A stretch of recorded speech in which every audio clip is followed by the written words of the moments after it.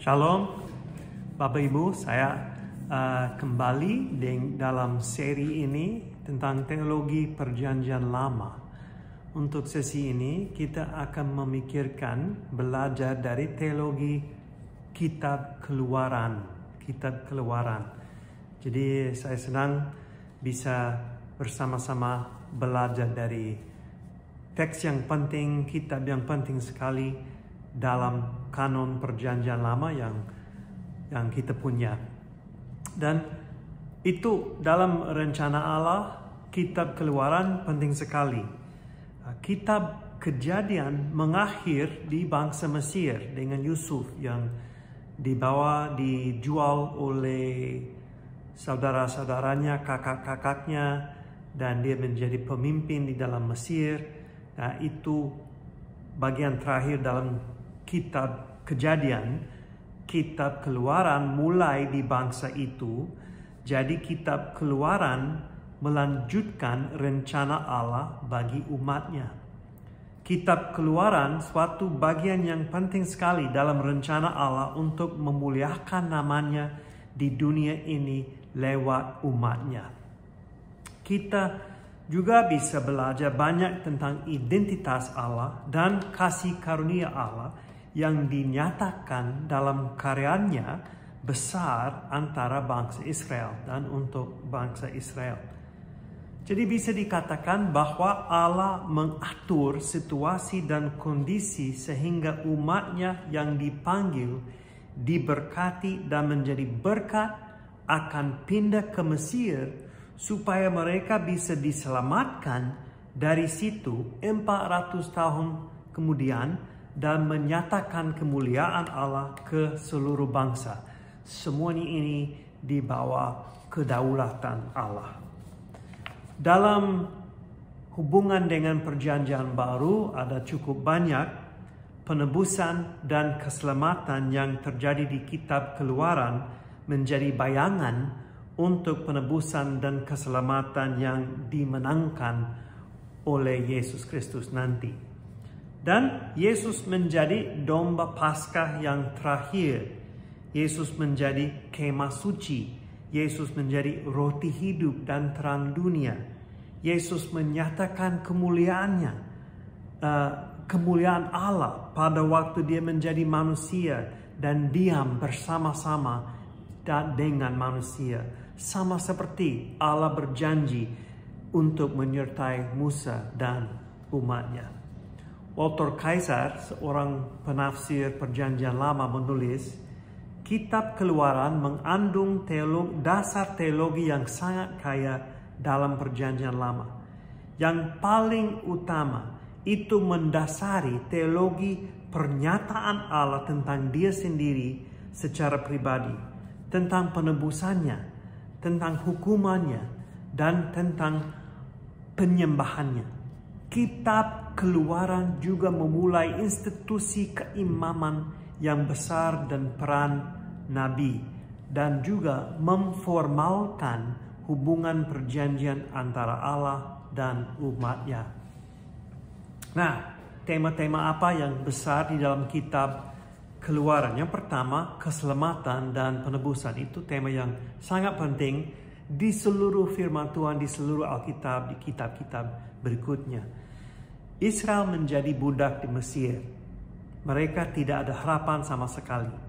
Mereka tidak ada masa depan. Kitab Keluaran mulai dengan jelas bahwa situasinya telah berubah bagi umat Israel.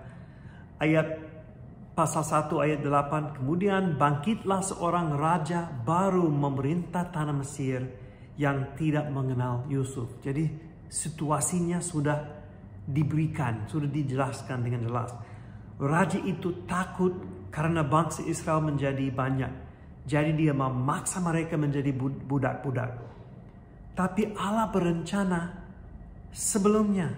Allah tidak kaget dengan ini. Ini sebagian rencananya dalam sejarah penebusan, sejarah keselamatan. Allah memanggil Musa untuk memimpin Israel keluar Mesir. Mereka diselamatkan dari perbudakan itu. Allah adalah Allah yang melihat, Keluaran 2:25, dan dengar, Keluaran 2 ayat 24. Berarti Allah akan bertindak. Karena Allah mengingat perjanjiannya dengan Abraham, dia akan bertindak untuk menolong dan menyelamatkan umatnya. Pasal 6 ayat 6 dan pasal 15 ayat 13 ada kata yang dipakai yang penting. Kata dalam bahasa Ibrani adalah ga'al. Konsepnya ini berarti konsep keselamatan dan penebusan ditemukan di ayat dan kata itu.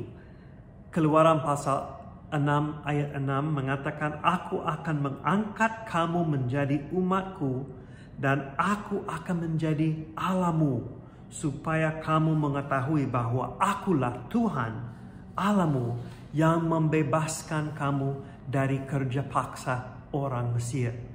Kata yang dipakai untuk membebaskan adalah kata ga'al atau menebus. Ga'al dalam bahasa Ibrani. Setelah bangsa Israel diselamatkan lewat laut terberal, mereka bernyanyi dalam Keluaran pasal 15 ayat 13. Dengan kasih setiamu engkau menuntun umat yang telah kau tebus. Dengan kekuatanmu engkau membimbingnya ke tempat kediamanmu yang kudus. Mereka ditebus untuk diam bersama Allah. Yang penting di sini, kita melihat bahwa mereka diselamatkan dan ditebus sebelum mereka menerima hukum Taurat. Keselamatan mendahului hukum. Tetapi seperti itu dalam Yesus Kristus. Tetap seperti itu dalam Yesus Kristus. Kita tidak diselamatkan oleh karena perbuatan baik. Kita melakukan perbuatan baik atau hukum oleh karena kita diselamatkan untuk menjadi umat Allah. Jadi sama sekali dalam kitab Keluaran, dalam perjanjian baru, kita diselamatkan dulu, kemudian diberikan perintah dari Tuhan. Salah satu konsep lain yang penting sekali dalam keselamatan dan penebusan itu Paskah dalam Keluaran pasal 12. Ini momen yang penting sekali. Mereka ditutupi dengan darah domba. Ini bayangan yang jelas sekali tentang apa yang Yesus buat bagi kita. Setelah Paskah pertama, bangsa Israel diperintah untuk merayakan hari Paskah setiap tahun. Yesus merayakan hari Paskah dengan murid-muridnya sebelum dia mati di kayu salib dan mengatakan, minumlah kamu semua dari cawan ini, sebab inilah darahku, darah perjanjian yang ditumpahkan bagi banyak orang untuk pengampunan dosa. Yesus mengubah arti perayaan Paskah itu. Dialah anak domba itu yang disembelih bagi dosa-dosa manusia. Darah Yesus sendiri menutupi dosa kita dan hukuman akan melewati kita nanti. Juga dalam konsep keselamatan penebusan ini adalah pemeliharaan Allah untuk umatnya. Keluaran pasal 16 sampai 18. Kita melihat pemeliharaan Allah di Keluaran pasal 15 ayat 22 sampai 27. Allah membuat air pahit menjadi air manis. Pemeliharaan Allah dalam Keluaran pasal 16. Allah memberikan roti dari surga, mana. Apa itu? Mana. Pemeliharaan Allah ada di Keluaran pasal 17. Allah memberikan air dari batu. Pemeliharaan Allah di dalam Keluaran 18. Allah memberikan penolong bagi Musa dalam tugas kepemimpinan. Sama seperti Allah memelihara bapa leluhur di kitab Keluaran, dia terus memelihara umatnya di kitab Keluaran. Walaupun mereka terus mengeluh. Mengapa? Karena dia punya rencana yang lebih tinggi untuk dimuliakan antara seluruh bangsa. Terus pemulihan perjanjian itu ditemukan dalam Keluaran pasal 24. Setelah hukum-hukum diberikan kepada Musa, perjanjian Allah kepada umatnya dipulihkan dengan darah. Pasal 24 ayat 8 mengatakan, kemudian Musa mengambil darah itu dan menyiramkannya pada bangsa itu serta berkata, inilah darah perjanjian Allah, perjanjian yang diadakan Tuhan dengan kamu berdasarkan segala firman ini. Jadi salah satu tema yang luar biasa besar itu keselamatan penebusan umat Tuhan. Yang kedua, tema yang kedua besar itu identitas sebagai umat Allah, khususnya dalam Keluaran pasal 19. Umat Allah dalam perjanjian baru itu dalam Keluaran pasal 19 ayat 5 sampai 6, identitasnya atau tugas dan tujuan seperti ini. Jadi sekarang jika kamu sungguh-sungguh mendengarkan firman-Ku, maka kamu akan menjadi harta kesayanganku sendiri dari antara segala bangsa. Sebab akulah yang empunya seluruh bumi. Kamu akan menjadi bagiku kerajaan imam dan bangsa yang kudus. Inilah semuanya firman yang harus kau katakan kepada orang Israel. Ini dikatakan kepada Musa untuk dikatakan Musa kepada Israel. Nah, memperhatikan sekali lagi bahwa mereka dikatakan kerajaan imam dan bangsa yang kudus sebelum mereka menerima hukum Taurat. Itu dalam Keluaran pasal 20. Ada hubungan bukan saja antara Allah dan satu orang, Abraham, tetapi antara Allah dan satu bangsa, umatnya. Nah, di dalam perjanjian baru, apa tugas dan tujuan umat Allah? Nah, seperti itu, seperti di dalam perjanjian lama, kita membaca dalam 1 Petrus pasal 2 ayat 9. Tetapi kamulah bangsa yang terpilih, imamat yang rajani, bangsa yang kudus. Nah, itu kita sebagai orang percaya. Umat kepunyaan Allah sendiri, supaya kamu memberitakan perbuatan-perbuatan yang besar bagi Dia, yang telah memanggil kamu keluar dari kegelapan kepada terangnya yang ajaib. Kita sendiri diselamatkan oleh dari Yesus untuk menjadi bangsa yang kudus. Memperhatikan, kita keluar. Sama seperti bangsa Israel keluar dari Mesir, kita keluar dari dosa untuk menjadi umat Tuhan yang baru. Untuk apa? Menjadi terang untuk memuliakan Allah. Tema yang ketiga itu kedaulatan Allah. Dalam kitab Keluaran kita belajar banyak tentang ini. Allah mengeraskan hati Firaun dalam pasal 4 ayat 21. Dan juga Firaun bertanggung jawab untuk mengeraskan hatinya sendiri.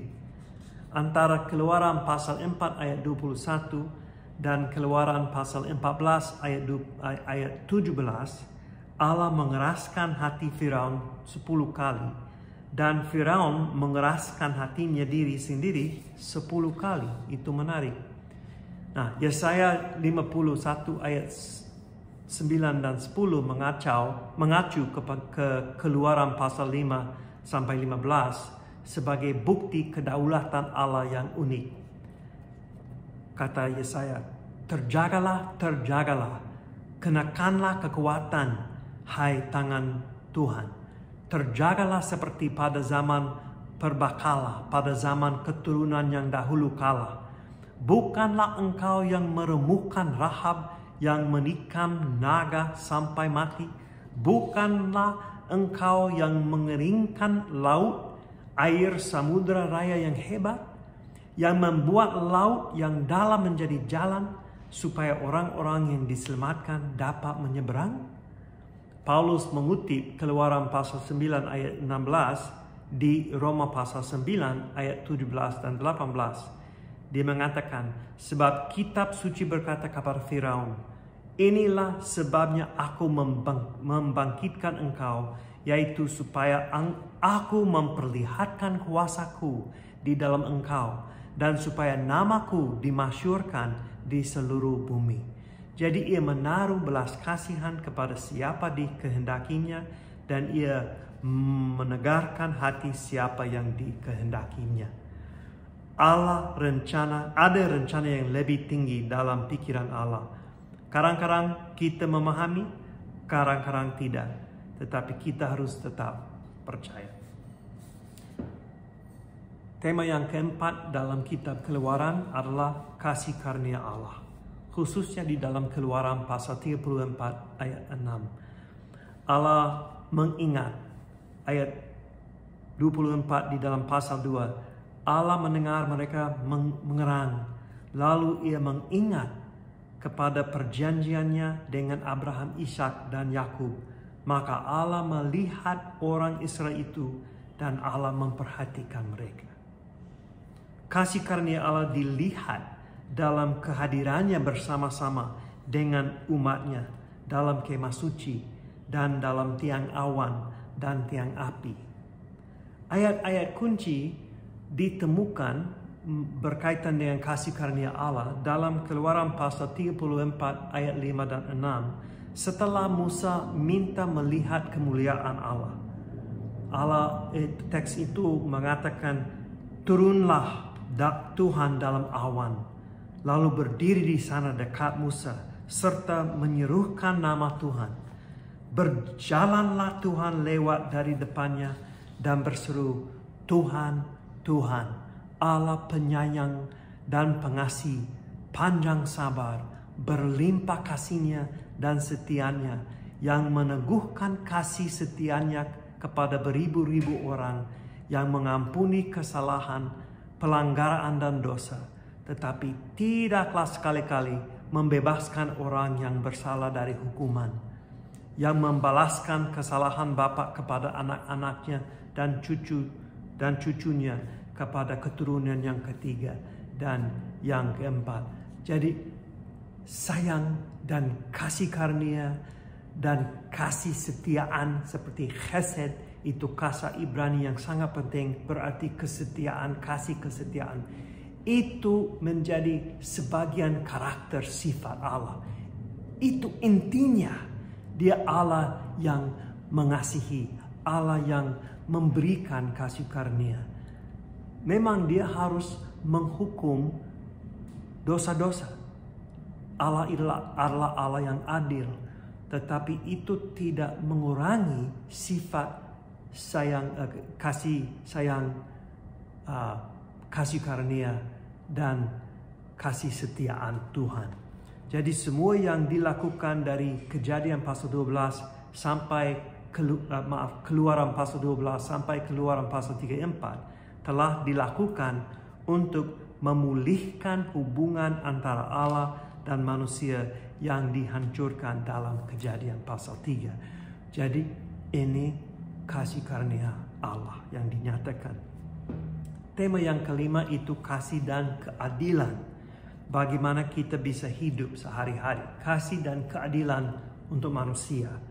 Jadi kita lihat itu dalam Keluaran pasal 20 sampai 23. Yang pertama adalah ke-10 firman dalam Keluaran pasal 20 ayat 1 sampai 17. Hubungan umat Allah dengan Allah itu firman 1 sampai 4. Nah, itu mereka harus beda dari bangsa-bangsa lain yang mengelilingi bangsa Israel. Israel hanya ada satu Allah. Semua dewa-dewi yang ada antara bangsa-bangsa hanya berhala saja dan tidak boleh disembah atau diperhatikan. Dan hubungan umat Allah dengan manusia itu bisa dilihat dalam firman yang ke-5 sampai ke-10. Nah, terus hukum mengenai tanggung jawab kita terhadap nyawa manusia, harta sesama manusia, orang yang tidak mampu, hak-hak manusia, dan hari-hari raya itu dijelaskan dalam pasal-pasal berikutnya. Keluaran pasal 21 sampai 23 boleh dibagikan begini menurut Tony Merida dalam tafsiran kisah kitab Keluaran. Keadilan dalam pasal 21, kekudusan dijelaskan dalam 22, kebenaran dalam 23 ayat 6, dan belas kasihan dalam 23 ayat 9. Ini hubungan manusia terhadap sesama, terhadap manusia lain. Tema yang terakhir ini penyembahan, kemuliaan, dan kehadiran Allah. Ini bisa dilihat dalam Keluaran pasal 25 sampai 40. Ini penjelasan bagaimana membangun kemah suci. Nah, bagian ini membahas tentang sistem penyembahan, tempatnya, imam-imam yang akan melayani di tempat itu, dan kenapa kemah suci ada. Alasan kemah suci ada sangat penting bagi teologi Perjanjian Lama. Alasan yang pertama, kemah suci ada, Allah akan berdiam bersama-sama dengan umatnya yang terpilih. Semua detail kemah suci diangkat dari kebenaran ini. Alasan yang kedua, pentingnya konsep berkaitan dengan kehadiran Allah dan kekudusan umatnya. Dan alasan yang ketiga, pentingnya persekutuan antara umat Allah dan Allah. Hubungan yang erat antara umat Allah dan Allah. Semua alat dan perabot dalam kemah suci mengingatkan umatnya bahwa Allah berdiam bersama-sama mereka. Tabut perjanjian, meja roti, kandil, dan seterusnya. Pelayanan imam-imam mengingatkan umatnya bahwa umat Allah harus berjalan dalam kekudusan dan mengingat bahwa Allah itu kudus. Minyak untuk lampu, pakaian imam, pentabisan imam-imam, dan tenda-tenda yang memisahkan umat Allah dari kekudusannya. Kita akan lihat tema kekudusan lebih dalam lagi dalam kitab Imamat nanti. Dan juga ada penggenapan di sini di dalam Perjanjian Baru. Firman Allah menjadi manusia dan berkemah bersama. Diam, tetapi bisa diterjemahkan berkemah bersama-sama dengan kita. Jadi Yesus sendiri, firman Allah sendiri, dia diam. Dia seperti tidak ada perlu untuk kemah suci lain, untuk bait suci lain. Karena Yesus sendiri, Allah sendiri hadir bersama-sama dengan kita. 2 Korintus pasal 3 ayat 7 sampai 18 menjelaskan itu juga. Dulu Musa harus pakai cawar untuk menutup cahaya, tetapi tidak ada cawar lagi karena kita bercahaya dengan terang Yesus Kristus dalam dunia ini. Jadi Bapak Ibu, saudara-saudari, ini teologi kitab Keluaran, bagaimana bisa menerapkan atau sebagai kesimpulan, Tuhan Yesus adalah penebus bagi kita. Dia adalah domba Paskah bagi kita. Kita diselamatkan untuk perbuatan yang baik. Efesus pasal 2 ayat 10, kita diberikan kasih karunia supaya kita bisa berbuat hal yang baik untuk memuliakan Allah. Matius pasal 5 ayat 16 dan Efesus pasal 4 ayat 1, oleh karena kita adalah anak Allah, kita harus hidup begini-begini. Yang kedua, kita diselamatkan untuk terus memuliakan Allah. Matius pasal 5 ayat 16. Jadi kita mau terang untuk bercahaya supaya memuliakan Allah. Yang ketiga, Yesus berkemah dengan kita. Bagaimana respons kita terhadap itu? Kita harus terus berdiam di dalam Dia sebagai ranting dalam pokok anggur. Yohanes pasal 15. Kita mau tetap dan terus berdiam. Diam, tinggal bersama-sama dengan Yesus yang sudah diam, yang sudah tinggal bersama-sama dengan kita. Dan yang terakhir, masih ada etika dan moral Kristen yang diharapkan bagi kita. Disimpulkan dalam hukum terbesar dan hukum yang kedua, yaitu mengasihi Allah dengan segenap hati dan dengan segenap jiwa dan dengan segenap akal budi, dan mengasihi sesama manusia seperti diri sendiri. Itu teologi kitab Keluaran dan penerapan.